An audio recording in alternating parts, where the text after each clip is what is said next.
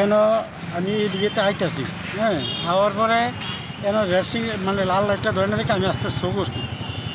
Show করে আমি আইএলএসে যাবো, হ্যাঁ, হ্যাঁ আইয়া অনেক পিছনে আছিল, হ্যাঁ আইয়া ফট করে মারিয়া দিছে আমার।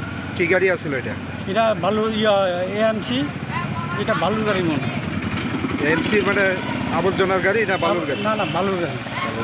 আবর্জনা গাড়ি নেই, আবর্জনা গাড়ি। কি মনে হয় মানে দুষ্টা কাল ছিল? দুষ্টা তো মানে পিছনে যে আছি তার তো দেখতে চালাইব।